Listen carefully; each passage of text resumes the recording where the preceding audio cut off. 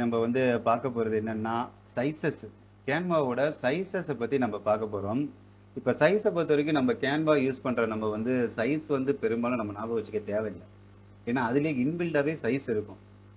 இப்ப Canva design செய்யும்போது Instagram size, YouTube thumbnail size, A4 ஒரு சைஸ் இது மாரி பல சைஸ் வந்து நீங்க பார்த்திருப்பீங்க. என்ன டிசைனுக்கு எந்த சைஸ் பயன்படுத்தணும்? கஸ்டமைஸ் சைஸ் எப்படி குடுக்கணும்?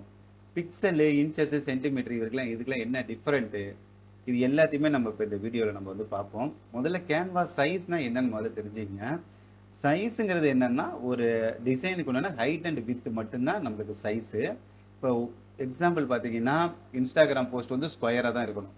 அங்க போய் நீங்க வந்து ரெக்டாங்கிளா போடக்கூடாது. அதே ரீல்ஸ்னா ரெக்டாங்கிளா வந்து போர்ட்ரைட் மாடல்ல போடணும். யூடியூப் தம்ப்நெயில் ரெக்டாங்கிளா தான் போடணும். அத போய் போர்ட்ரைட்ல பண்ணக்கூடாது. A4ல 2மே இருக்கு. போர்ட்ரைட்டும் இருக்கு, லேண்ட்ஸ்கேப்பும் இருக்கு. பட் நம்ம பெரும்பாலும் டிசைன்ஸ்க்கு போர்ட்ரைட் தான் யூஸ் பண்ணுவோம். இந்த மாதிரி ஒவ்வொரு பிளாட்ஃபார்முக்கும் ஒவ்வொரு டிசைன் வந்து சைஸ் வந்து வேறுபடும். இப்போ கேன்வா ஹோம் ஸ்க்ரீன்லேயே போயிட்டு நம்ம வந்து இதை பார்க்குறோம்னு வச்சுக்கோங்களேன். இப்போ ஹோம் ஸ்க்ரீன்லேயே ப்ளஸ் பட்டனை கிளிக் பண்ணிட்டு இங்கே போயிட்டு நம்ம வந்து இப்போ ஃபேஸ்புக்குன்னு அடிக்கிறேன். ஃபேஸ்புக் அப்படின்னு அடிக்கிறேன்.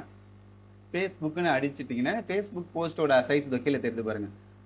940x778ன்னு ஒரு பிக்சல் இருக்கு. ஃபேஸ்புக் போஸ்ட் லேண்ட்ஸ்கேப்ல உள்ள பிக்சல் கீழே தெரியுது பாருங்க. இந்த இடத்துல 1800 1080 அண்ட் 1080 இந்த ஸ்கொயர் தான் ஃபேஸ்புக்கும் இன்ஸ்டாகிராமுக்கும் பொதுவானது. இப்போ இதே மாதிரி இங்கேயே போயிட்டு நான் வந்து இன்ஸ்டாகிராம் அப்படின்னு கொடுத்தாலும் இன்ஸ்டாகிராமுக்கு உண்டான அளவும் அதுவே கொடுத்துரும். எந்தெந்த அளவு எதுக்கு சைஸ் சொல்லுறோம் அப்படின்னு அதுவே அளவு எது அப்படியே எடுத்து நம்ம யூஸ் பண்ணிக்கலாம்.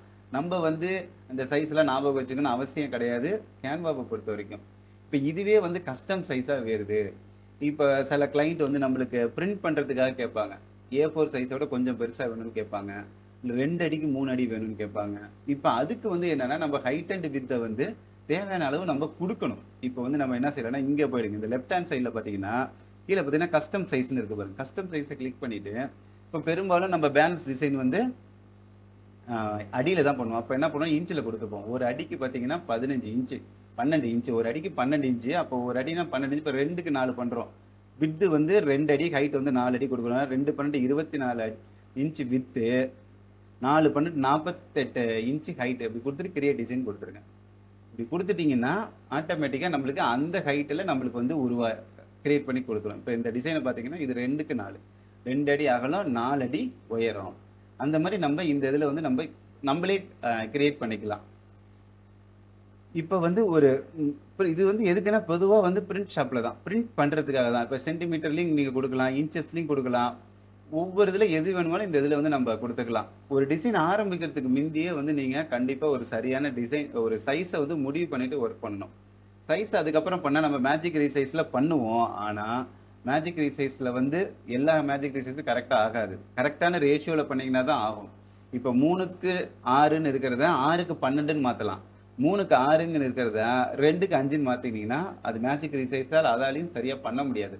அப்போ வந்து நீங்கள் கொஞ்சம் பார்த்து எடுத்தோடனே டிசைன் அளவை வந்து சரி பண்ணிட்டு பண்ணுறது தான் நல்லது. இதில் இன்னும் நிறைய இருக்குது. இப்போதைக்கு இதை தெரிஞ்சுக்கோங்க. இன்னும் போக போக உங்களுக்கு இந்த சென்டிமீட்டர் இதெல்லாம் பற்றி நான் சொல்கிறேன். Thank you very much.